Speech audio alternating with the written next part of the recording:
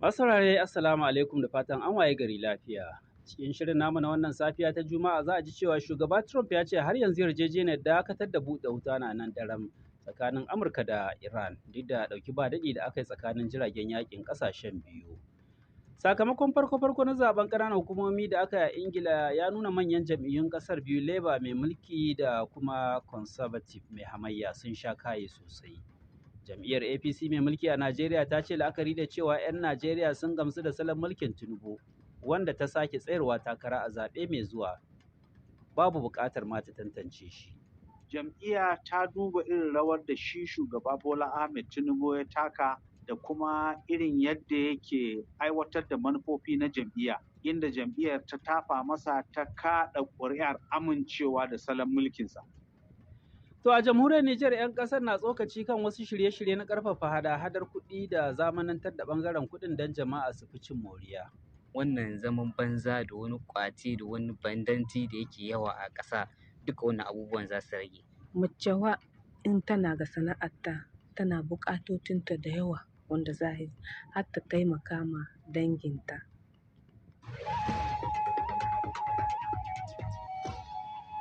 To za a ji waɗannan da ma wasu rahotannin ashirin wanda ni Muhammad Anur Muhammad zan gabatar. Za mu fara da labaran duniya tukuna.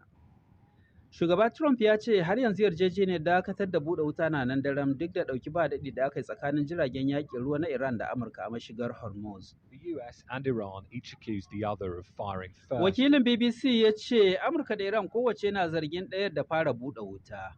Sojojin Amurka sun ce Iran ce ta harba makamai masu linzami da jiragen sama marasa matuƙa da wasu ƙananan jiragen ruwa masu gudun tsiya akan jiragen ruwanta na yaƙi uku kan abin da Amurka ta kira haka siddan ba takala. Inda ta ce akan haka ne ta mayar da martani da hari kan kayan sojin Iran ɗin. Iran ta ce ta mayar da martani ne tun farko akan barazanar sojin Amurka kan jirgin ruwanta na dakon mai da kuma wani jirgin dakon. A halin da ake ciki kuma haɗaɗɗiyar daular Laraba ta ce ta tare wasu makamai masu linzami da jiragen sama marasa matuƙa da Iran ta harba mata. Sakamakon farko-farko na zaben ƙananan hukumomi da aka yi a Ingila ya nuna manyan jam'iyyun ƙasar biyu Labour mai mulki da kuma Conservative mai hamayya sun sha kaye. Ƙuri'un da aka kirga zuwa yanzu na kusan kashi 1/4 na ƙananan hukumomi sun nuna cewa jam'iyyar Reform ta masu ra'ayin riƙau na samun nasara sosai kamar yadda ita ma ta masu sassaucin ra'ayi Liberal Democrat ke samun nasara yayin da jam'iyyar Green ta 'yan gabadai-gabadai ke tagazawa. Kamar dai a Ingila can ma a Scotland da Wales ana ganin manyan jam'iyyun biyu Labour da Conservative ba za su samu wani abin a zuwa gani ba da zarar an kammala kirga ƙuri'un aka kuma sanar da su. Wakilin ya ce zaben ya haifar da yanayin da ba a taɓa gani ba a siyasar Birtaniya na rarrabuwa da kuma ƙawance. Wasu mata biyu da aka alakanta da ƙungiyar IS mai kirarin jihadi waɗanda suka koma ƙasar Australia daga Syria sun bayyana a kotu akan tuhumarsu da aikata laifuka da suka hada da mallakar baiwa. Ana zargin Kausar Abbas mai shekara 53 da sayan wata mata 'yar Yazidi a matsayin baiwa tare da ajiye ta a gidanta. Ita ma 'yar Kausar ɗin Zainab Ahmad ana tuhumata da irin waɗannan laifuka biyu. Akwai wasu matan biyu su ma da suka koma Australia a jiya Alhamis, ɗaya ba a tuhume ta ba tukuna, yayin da aka tuhumi ɗayar da kasancewa 'yar ƙungiyar ta'addanci. To labaran duniyar na zuwa muku ne daga sashen Hausa na BBC. Chadi ta ayyana kwana 21 na dokar ta ɓaci a yankin tafkinta bayan harin da ƙungiyar Boko Haram ta kai a farkon makon nan inda ta kashe akalla sojoji 26. Ƙasar ta yankin tsakiyar Afirka da daman tuni ta ayyana zaman makoki bayan da mayakan Boko Haram suka kashe wasu janar-janar na sojin ta biyu a ranar Laraba a lokacin da suke sintiri a wasu tsibirai a yankin tafkin. Kafin wannan ƙungiyar ta kashe sojoji 24 a wani hari da ta kai wani sansanin sojin ƙasar. Idan an jima a yau ne kotun tsarin mulki a Afirka ta Kudu za ta yanke hukunci akan ko ya dace tun da farko majalisar dokokin ƙasar ta kada ƙuri'a da ta kada a baya ta hana matakin tsige shugaba Cyril Ramaphosa. Kotun dai za ta yanke hukuncin ne bayan da 'yan hamayya suka shigar da ƙara akan hakan. It was in 2020 that burglars allegedly broke into Cyril Ramaphosa's Wakilin BBC ya ce a shekara ta 2020 ne ake zargin cewa barayi sun shiga gidan gonan na Cyril Ramaphosa inda suka sace dala 580 da aka ɓoye a cikin wata kujerar kushin. Tun da farko dai wani kwamitin majalisar ne ya bayar da shawarar tsige shugaban ƙasar bayan da barayi suka sace kuɗin a gidan. satar da ta sa aka zarge shi da cewa bai bayyana yadda ya samu kuɗin ba. An daƙile rahoton kwamitin a wata ƙuri'a da aka kaɗa a majalisar dokokin a lokacin da jam'iyyar ANC ta shugaba Ramaphosa tana da rinjaye a majalisar, yanzu kuma ta rasa wannan rinjaye. To labaran duniya kenan daga sashen Hausa na BBC.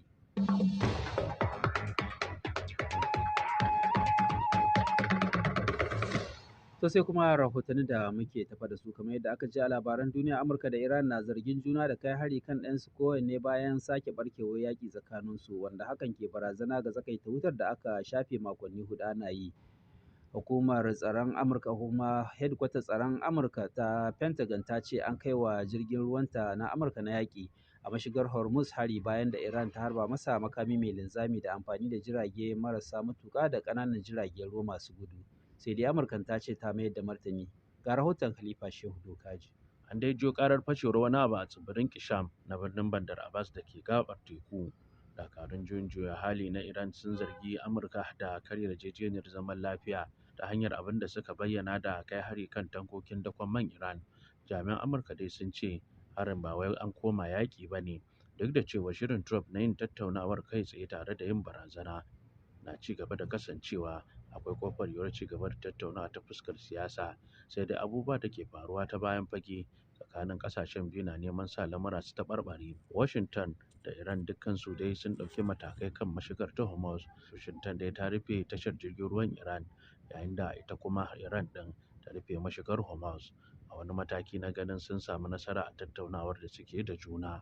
Hakan dai na zuwa ne kwana guda bayan da ma'aikatar harkokin wajen Iran ta sanar da cewa tana duba yiwuwar amincewa da tayin Amurka na ganin an kawo ƙarshen yakin.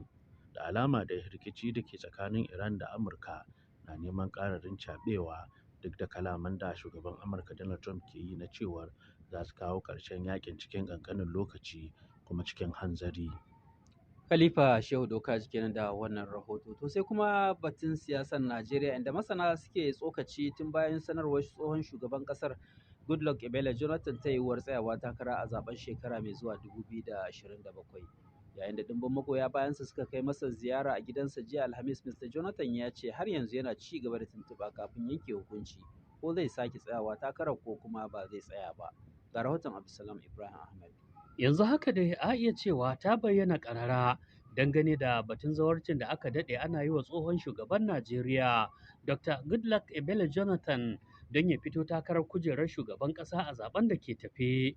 Domin kuwa takanas ta Kano, wasu matasa daga cikin ɗimbin magoya bayansa suka kai masa goron gayyata har gida, suna neman ya fito ya gwada sa'a shi ma. Ga kuma ansar da ya basu. You have asked me to come and contest the next elections. Presidential race is not a computer game. Kun nemi in fito takarar shugaban ƙasa a zaben da ke tafe. Ita fa takarar shugaban ƙasa ba wasa ba ne, amma dai na ji abin da kuka faɗa, kuma zan yi gwaggwaɓar tuntuɓa game da haka. Dr. Ibrahim Babasha tambaya, malami a sashen nazarin kimiyyar siyasa na Jami'ar Usmanu Danfodiyo da ke Sokoto, ya ce tsohon shugaban ƙasar na Najeriya Dr. Goodluck Ebele Jonathan yana da haƙƙi na siyasa kamar kowane ɗan Najeriya. Kuma mun san da cewa wa'adi ɗaya kawai ya yi akan mulki, da ya nemi wa'adi na biyu Allah bai bashi nasara ba. Saboda haka kenan idan ya ga cewa ya kamata yana da damar ya dawo ya sake neman wani wa'adi domin 'yan Najeriya su bashi goyon baya, idan ya yi sa'a ya sake ɗalewa a madafun iko. Kuma shi Goodluck Ebele Jonathan ana ganin cewa a dalilin irin hubbasar da ya yi na amsa faɗuwar da ya yi a shekara ta 2015 ya jawo mishi wani kwarjini ba a Najeriya kawai ba har da ƙasashen waje. Wanda ana ganin cewa wannan kwarjinin nashi zai iya sa idan ya tsaya takara ya kawo babban kalubale ga jam'iyyar APC da kuma ɗan takaranta. Idan har suka samu suka sa yadda da wannan kuduri nasu, to lallai babu makawa yana iya tsayawa takara domin neman wa'adi na biyu. Kuma akwai yiwuwar ya samu nasara? A yanzu ba za mu iya yanke hukunci ba. Musamman duba da cewa duk wani ɗan takara yanzu idan har APC ta tsaye da Bola Ahmed Tinubu, wanda muna ganin cewa kamar abu ne wanda rana ɗaya ake jira, to lallai duk wani ɗan takara wanda zai tsaya takara da shi, musamman idan aka samu rarrabuwar 'yan takara a jam'iyyu mabambanta, za mu iya cewa jam'iyya mai ci da ɗan takararta yanzu ta fi tsari mai ƙarfi wanda zai ba ta damar ta lashe zaɓuɓɓuka a shekara ta 2027 mai zuwa. Sai dai idan siyasa ta yi halinta. To me ya kamata a yi kenan don wannan manufa ta dire su ci nasara? To abin da ya kamata a yi shine wayannan jam'iyyun adawa ba da ɓata lokaci ba su yi azama ganin cewa sun haɗe kansu sun ɗinke baki ɗaya sun fidda 'yan takara masu kwarjini musamman irin su Goodluck Ebele Jonathan su ɗinke wuri guda kuma su yi duk abin da ya kamata na jawo hankalin 'yan Najeriya domin su mara ma wannan tafiya ta shugaba Goodluck Ebele Jonathan baya domin su ga cewa sun kauda wannan gwamnati ta APC. Hankali dai a yanzu ya koma ne ga dakon sakamakon tuntubar da tsohon shugaban Najeriya ya ce zai yi da kuma yadda lamarin zai kaya. Abdulsalam Ibrahim Ahmed, sashen Hausa na BBC daga Abujan, Najeriya. To har yanzu dai muna kan batun siyasar Najeriya inda jam'iyyar APC mai mulki a ƙasar ta ɗaga wa shugaba Bola Ahmed Tinubu kafa kan batun tantance shi a matsayinsa na ɗan takararta na shugaban ƙasa a zaben na 2027 da ke tafe. Jam'iyyar dai ta ce ta ɗauki wannan mataki ne la'akari da cewa a yanzu 'yan Najeriya sun gamsu da shugaban nasu kuma ita ma ta gamsu da irin rawar da yake takawa a shugabancin ƙasar zuwa yanzu. Ga rahoton Imam Saleh. A cewar kwamitin gudanarwa na jam'iyyar APC mai mulkin Najeriya, babu sauran wata tantama game da shugaba Tinubu a matsayinsa na mutum ko kuma ƙwazonsa na gudanar da mulki. Don haka babu buƙatar yi wa shugaban wannan tantancewa ta al'ada da aka saba yi wa 'yan takara domin tabbatar da ingancinsa da kuma kawar da dukkan wani shakku ko kuma wani abu da za a iya amfani da shi wajen kushe ɗan takarar nata a nan gaba. Malam Bala Ibrahim shine daraktan watsa labarai na jam'iyyar APC a Najeriya.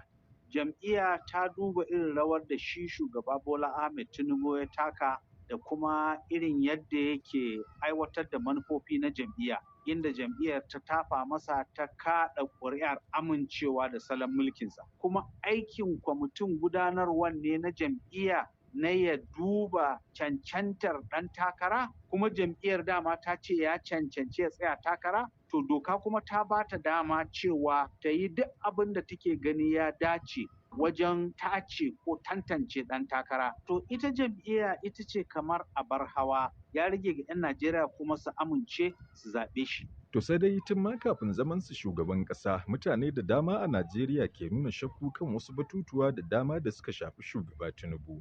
Kama daga kan batun shekaru da hanyoyin samun kuɗinsa da kuma wasu zarge-zarge na hannu a wasu laifuka.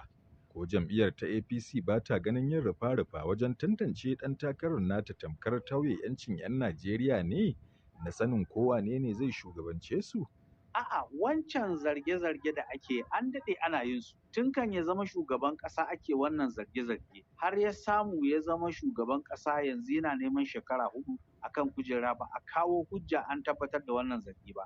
Tinubu ya faɗa cewa shi baya jin shakkun irin waɗannan abubuwa saboda cike da gaskiya wuƙa ba ta bashi tsoro. Ba ka ganin watakila za a ce kuna ƙoƙarin ɓoye wani abu ne? Wato ita jam'iyyar APC jam'iyya ce mai ra'ayi na baje kolin abubuwanta a faifai domin kowa ya gani.